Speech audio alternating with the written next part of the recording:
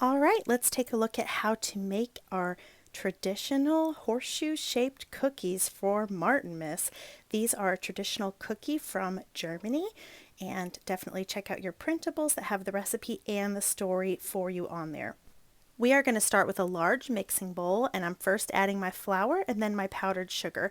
Now, our recipe calls for 2 cups of flour, but if you want to be a little more authentic with this German recipe, you can use 1.5 cups of flour and then 1/2 cup of blanched almonds. Okay, but to make our recipe a little more easily accessible and a little more affordable, I just used all regular flour. Okay, so for the butter, you need to work with cold butter, like straight from the fridge, and it needs to be in small cubes. So the easiest way to do that is to cut it long ways one direction, then turn it on its side and cut it long ways again. That way we can just stack all 4 of these long sticks together and just chop, chop, chop, and it'll give us a bunch of butter cubes. Okay, so now we're going to add vanilla. And then to make up for the fact that I use the flour instead of the blanched almonds, I'm using almond extract. Okay, so if you used the blanched almonds, you could substitute all of that for vanilla.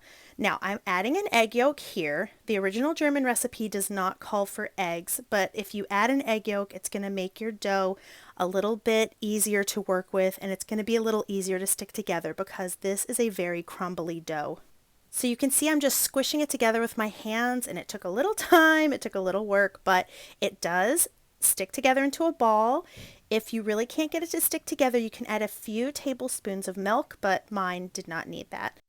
Now you're going to take your dough and form it into a log, wrap it in parchment paper, and refrigerate it for at least 1 hour. You are not going to see me put mine in the refrigerator because I did not clean my refrigerator to make this video, but that is where I put it. Okay, so now cover a cookie sheet with parchment paper and go ahead and take your dough out of the fridge after it's been in there at least an hour. And you only want to work with 1/4 of this dough at a time because you don't want the rest of it getting warm for being out of the fridge. I tried a couple of different methods to make these horseshoe cookies, and here's what I found was easiest. Okay, you want to cut this into a few chunks and start kneading the individual pieces. And after you get them, kneaded a little bit, then you can knead them into one big piece.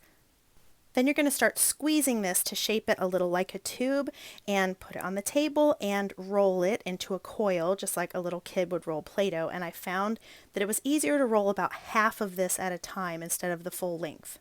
Now when you're rolling a coil, you want to use your fingertips instead of the palm of your hand. And you're going to roll this to about a finger's width. Then you're going to cut them into about 3-inch lengths each and just shape them into horseshoes. It's really that simple, and I think it's so great that you don't need a special cookie cutter to do this. And there they go into the oven. Now the crazy thing about these cookies is you do not want them to turn golden brown, so here they are done. And now you're going to put some powdered sugar in your sifter and just cover them in powdered sugar, which makes them so beautiful. I am in love with these cookies. So these cookies are very fragile when they're warm and they come out of the oven, so be really careful with them until they cool. And I like putting the powdered sugar on them right where they're going to sit because then you get all that extra beautiful powdered sugar around the cookies on the plate. And here they are with the printable St. Martin stand-up statue and the little card that you can display them with on the table that tells the story.